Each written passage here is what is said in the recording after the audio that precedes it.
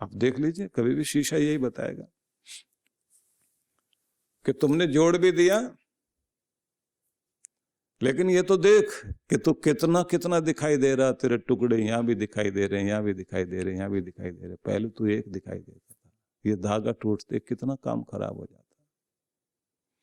पूरी दुनिया को बांध रखा है इसने, इसलिए इसको दिया जाए, इसको फैलाया जाए, इसको बांधा जाए। तो भगवान की भक्ति सफल करने के लिए पहली चीज है कि सहयोगी बने, और जो कुछ हम लें उसके बदले में अनेक गुना लौटाएं।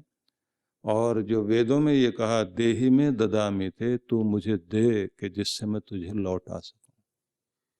भगवान ऐसा कहते हैं कि तू दे मुझे कि मैं जिससे तुम्हें लौटा सकूं, और कई गुना बढ़ा करके लौटा सकूं, जैसे धरती माता करती है। थोड़े से बीज लेकर के न जाने कितना अनाज वापस कर देती है। बस यही चीज देवताओं की है। इसलिए मनुष्य को कहा गया है कि पहले तो तू मनुष्य बन, मनुर्भव, ये पहले कहा गया है। वेदों का संदेश यही है, मनुष्य बनो। तो कोई पूछे भी मनुष्य तुम पहले से, तुम और कौन सा मनुष्य बनाना चाह रहे हो? तो उत्तर दिया गया, मनुष्य का मतलब ये नहीं है जो तुम हो, ये तो तुम्हारा एक चोला है, लेकिन जब तक तुम्हारे अंदर मनुष्यता नहीं जागेगी, इंसानियत नहीं जागेगी, तब तक तुम मनुष्य हो ही नहीं। जब तक तुम सोच समझ के काम नहीं करोगे, मनुष्य कौन कहलाता है? मत्वा कर्मणि सिद्ध्यति, यही परिभाषा दी है। जो अपने कर्मों को करता जरूर है, लेकिन बिना सोचे विचारे नहीं करता, मननशील जो है वही तो मनुष्य है। मननात् मनुष्य, जो मननशील है वही मनुष्य मनुष्य है। और जो मनन नहीं करे, सोचे समझे नहीं, विचार नहीं करे, मुंह उठाया इधर चल पड़े, मुंह उठाया उधर चल पड़े, और फिर साथ में कहे मेरी मर्जी, मैं इधर जाऊं मेरी मर्जी, मैं उधर जाऊं मेरी मर्जी, मैं कुछ भी करूं मेरी मर्जी, चौराहे पर खाट बिछा के बैठूं मेरी मर्जी, अपनी बारात में खुद भी ना जाऊं मेरी मर्जी। अब ये तुम्हारी मर्जी कहां चलेगी? ये तो तुम्हें जहां लाकर खड़ा कर देगी, ना अपने काम के रहे ना किसी के काम के रहे। इसलिए सबसे पहले यही कहा गया है कि तुम देना सीखो, जिससे कि तुम्हें कई गुना मिल सके। और वो तभी हो सकता है देवता वाला गुण, जब पहले मनुष्य तो बने। और मनुष्य वही है जो मननशील हो। जो मननशील है, विचारशील है, वो मनुष्य है। तो सबसे पहली बात कही गई है कि जिस व्यक्ति को चाहिए कि वह परमात्मा की भक्ति को सिद्ध करना चाहता है जीवन में, तो सबसे पहले उसे सहयोगी बनना चाहिए, दानशील बनना चाहिए। उसके बाद कहा गया उसे व्रती बनना चाहिए। उसके जीवन में कोई संकल्प होने चाहिए कि जिंदगी को मैं यहां देखना चाहता हूं, और उसके लिए फिर एफर्ट करें।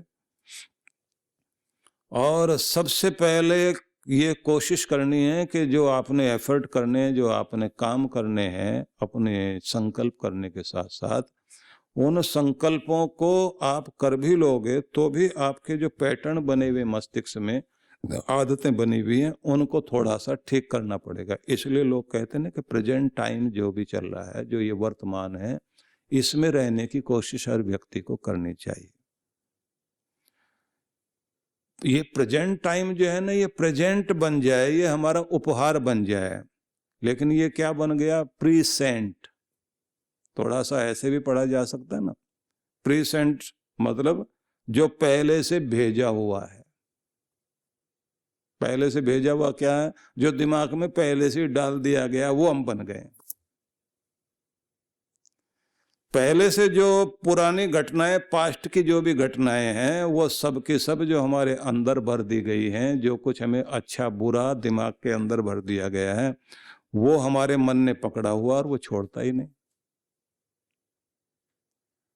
तो हम वैसे हो गए हैं जैसे हम पहले से भर दिए गए हैं, जैसे बना दिए गए हैं। माँ बाप ने जैसे सिखाया, समाज ने जो कुछ सिखाया, दोस्तों ने जो कुछ सिखाया, जो कुछ दिमाग में भर गया, अच्छी बुरी घटनाओं के कारण जो कुछ दिमाग हमारा बन गया है, हम फिर उस तरह से चलते हैं। संकल्प हमारा एक कोने में रह जाता है।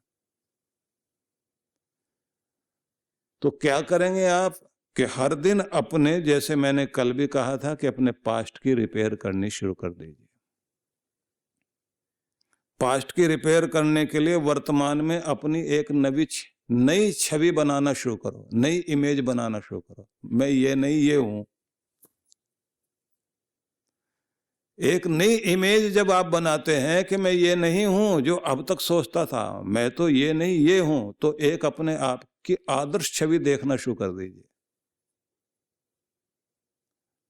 और जब आप अपनी आदर्श छवि देखते हैं और उसी के बारे में सोचते हैं, तो फिर उसके बाद में एक बात सच है कि कई बार बार बार सोचते रहने से आदमी को समझ में आ जाता है कि जैसे मैं वो हो गया हूं। बहुत लोग जो है अपना मॉडल बना लेते हैं ना, किसी एक्टर को, किसी एक्ट्रेस को। महिलाएं अपने जो किसी एक्ट्रेस के साथ अपने चेहरे और उसके हाव भाव को सोचती हैं कि ऐसे ही मैं दिखाई देती हूँ। पुरुष लोग जो सोचते हैं कि हम उस एक्टर जैसे दिखाई देते हैं, फिर वैसे बाल बनाएंगे, वैसे कपड़े पहनेंगे, वैसे स्टाइल से चलेंगे, वैसे देखने की कोशिश करते हैं। फिर दोस्तों से पूछते हैं क्या थोड़ा सा लगता हूँ क्या मैं वैसा? और दोस्त भी कहते हैं हाँ थोड़े थोड़े लगते हो। तो फिर वैसी आवाज निकालता है आदमी, वैसी आवाज निकालने लग जाता तो वो चीज ढलने लग जाती है। लेकिन ये तो हो गया है एक ऐसे व्यक्ति की जिसकी आप नकली छवि गढ़ रहे हैं। और नकली चीज कोई भी की जाएगी तो वो नकली ही रहेगी। अपनी छवि तो आप अपने आप एक अच्छी इमेज बनाइए, जो आपकी नकल दूसरे करें, आपको किसी की जरूरत ना पड़े कि किसी की नकल आप करें। वो एक इमेज बनाकर उस पर आप बार बार सोचिए और थोड़े समय के बाद आपको दिखाई देंगे कि आप वो हो गए हैं।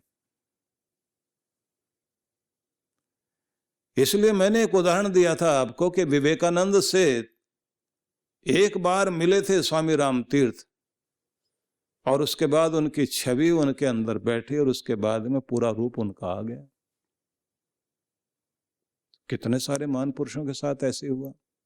गुरुकुल कांगड़ी के जो संस्थापक थे वो अपने गुरु से एक ही बार मिले थे, उनकी बात सुनी और उसके बाद उनके साथ में मिलने के गए।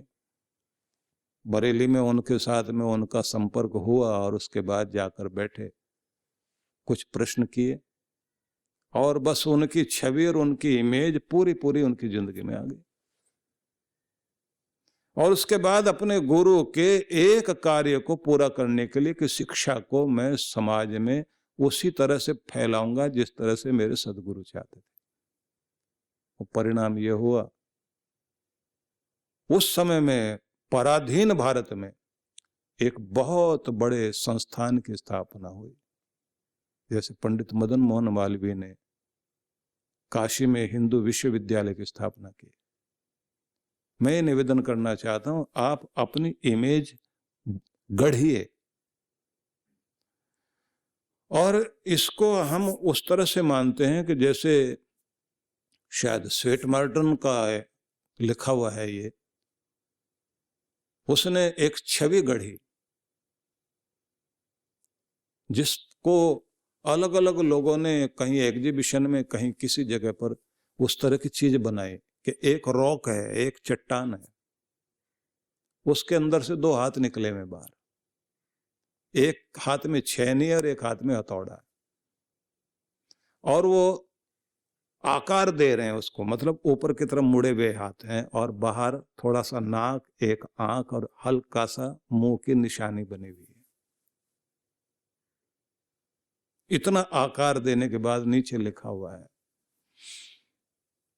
कि ये रॉक, ये चट्टान, ये पत्थर कोई और नहीं है, ये तुम ही हो।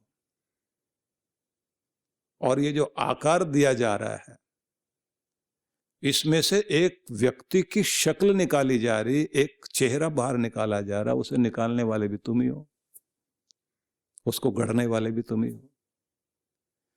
तुम हर पल अपनी एक छवि बना रहे हो, एक इमेज बना रहे हो। नीचे लिखा है इतनी सावधानी से बनाना कि देवता की मूर्त बन जाए, राक्षस की नहीं। बस ये कमाल है जिस पे आप विचार कर सकते हैं। हर पल तुम्हारी उंगलियां जो कुछ रचना कर रही हैं वो तुम्हारी इमेज को ही बना रही है। हर पल तुम्हारा मन जो भी कुछ कार्य कर रहा है, वो तुम ही गढ़ा जा रहा है। इसलिए उन्हीं विचारों को अंदर आने दीजिए जिनसे तुम्हारी छवि, तुम्हारी इमेज कुछ अच्छी बन सके। और तुम इस दुनिया में जो है रोते और कलपते हुए, पीड़ित होते हुए, शिकायत करते हुए जीने के लिए नहीं आए हो। दीनहीन बनकर के जीने के लिए नहीं आए हो। तुम इस दुनिया में अगर हो तो आनंद मनाने के लिए हो, प्रसन्नता और प्रेम से जीने के लिए आए हो। शिकायतों की जिंदगी छोड़कर एक आनंद वाली जिंदगी की शुरुआत करो। अपने बारे में खुद अच्छा सोचना, कहना। ठीक है, परिस्थितियां आएंगी जो आपको रुलाने की कोशिश करेंगे, बस वहीं तो आपको फिर से ध्यान देना है। आपको अपने मस्तिष्क का थर्मोस्टेट वहां सेट करना पड़ेगा कि जिससे नीचे गिरना ही नहीं। इस बात को थोड़ा समझना होगा कि आपके घरों में जो एसी लगा हुआ होता है ना, उसका एक थर्मोस्टेट होता है जिस पर आप ये सेट कर देते हैं कितना टेम्परेचर चाहिए आपको इस कमरे में। 20 डिग्री चाहिए, 25 डिग्री चाहिए, मतलब सेंटीग्रेड, फ़ारेनहाइट नहीं कह रहे हम लोग। इतना सेंटीग्रेड टेम्परेचर चाहिए आपको इस अपने रूम का। अब आपका एसी जो है, एयर कंडीशन जो है, वो उसी टेम्परेचर को मेंटेन करने में वो मशीन काम कर रही है। इतना टेम्परेचर चाहिए। जैसे आपको भी अपना एक टेम्परेचर, इतनी शांति, इतना शांत, इतना प्रसन्न, इतना संतुष्ट मुझे अपने आप को रखना है। दिमाग में वो थर्मोस्टेट जो है काम करना चाहिए। इतनी शांति चाहिए मुझे, इस ऐसे इससे ज्यादा ऊंचा नहीं बोलना, कड़वाहट नहीं चाहिए, इतना मीठा होना चाहिए मुझे, इतना प्रेमपूर्ण होना चाहिए, इतनी प्रसन्नता, इतनी मुस्कुराहट मेरी कायम रहनी चाहिए। इस सब को जो है जैसे आप अपने कंप्यूटर में डालते हैं, जैसे रोबोट में जो है फिट किया जाता है, पहले फीड करते हैं, कंप्यूटर वहां भी लगा हुआ होता है, उसी से फीड किया जाता है, उसी आधार पर वो काम करता है। आपको भी अपने ब्रेन में इसी तरह से पहले से एक चीज को फीड कर देना, उसके अंदर एक डाटा डाल देना है कि, और थर्मोस्टेट अपना जो सेट कर देना, इससे ऊपर मुझे नहीं जाना। अब फिर से वहीं आइए कि आपने 24 पर टेम्परेचर मेंटेन करने के लिए थर्मोस्टेट सेट कर दिया कमरे का। अब कमरा जो है उतना ठंडा हो गया। अब कोई आएगा बाहर से दरवाजा खोल देगा, अंदर तो कोई आएगा जाएगा ना। जैसे कोई अंदर आएगा, दरवाजा खोला तो बाहर की गर्मी अंदर आ गई। इसने सेट किया था टेम्परेचर जो है 24 डिग्री और मेंटेन भी किया था पूरे कमरे के अंदर वो 24 डिग्री रहे, और बाहर वाले ने खोल दिया वो 30 डिग्री हो गया। अब जैसे वो 30 डिग्री पर पहुंच गया, एकदम पूरा कमरा गर्म कर दिया। अब वो माथा नहीं पीटता, क्योंकि वो तो मशीन है। मशीन जो है वो माथा नहीं पीटती कि भाई तुमने ये क्या करा, इतनी मेहनत से तो मैं तुम्हारा कमरा ठंडा किया था, तुमने फिर गर्म कर दिया। वो बेचारा फिर शुरू हो जाता, फिर उसी टेम्परेचर पर लाकर छोड़ता है। वो तो मशीन है, बस इतना ही मशीन आप भी बन जाइए कि आपको अपने मस्तिष्क को उसी तरह से सेट करके रखना। इतनी मधुरता मुझे चाहिए, इतनी शांति मुझे चाहिए, इतनी मुस्कुराहट चाहिए, मुझे अपने आप को यहाँ सेट करके रखना। अपना थर्मोस्टेट वहाँ पर सेट करके रख दीजिए। उसके बाद परिस्थितियाँ आपको रुलाने के लिए आएंगी, दबाव में डालेंगी, आप फिर से अपने आप को वहीं लेकर चले जाओगे। और जब आप वहाँ ला करके खड़ा कर लोगे तो कोई परिस्थिति आपको तोड़ नहीं सकती। इतनी हिम्मत चाहिए मुझे, इतना धैर्य चाहिए, इतनी मुस्कुराहट चाहिए, इतनी शांति चाहिए, इतना संतुलन चाहिए, इतनी सहानुभूति। इस तरह से एक थर्मोस्टेट हर चीज का बना के मस्तिष्क को तैयार कीजिए। ये इमेज चाहिए आपकी। इसी से कोई व्यक्ति महान बनता है। कृष्ण भगवान के सामने भी रुलाने वाली घड़ियां थी, बहुत सारे कारण थे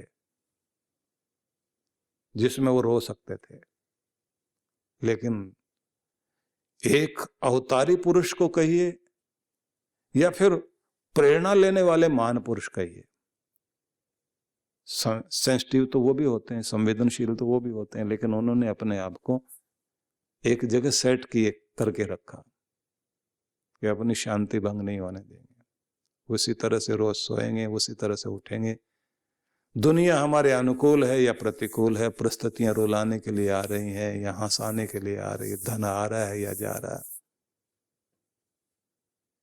भर्तृहरि ने जो लिखा ना, निंदतु नीति निपुण यदि वास्तुवंतु, नीति निपुण आकर के ज्ञानी लोग निंदा करने लग जाएं, या फिर बड़े बड़े लोग आकर के आज स्तुति तारीफ करने लग जाएं, लक्ष्मी आज ही मिले और आज ही हाथ से चली जाए, तो कि जो न्याय का मार्ग है, सच्चाई का और अच्छाई का मार्ग है, अच्छे लोग कभी उस रास्ते से डिगते नहीं, क्योंकि यही तो उनके जीवन का लक्ष्य है।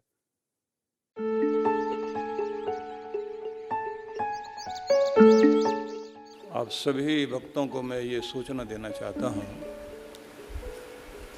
कि जो हर बार जिस प्रकार से हम लोग साधना का कार्यक्रम कराते हैं, और इस बार जो हम लोगों ने हिमालय की साधना के लिए आपको आमंत्रित करना था, तो कोरोना के कारण वो संभव नहीं हो पा रहा, लेकिन फिर भी ऑनलाइन आप लोगों को लाभ देने के लिए आनंद धाम से ही हर दिन आपको ध्यान से जोड़ने के लिए व्यवस्था की जा रही है।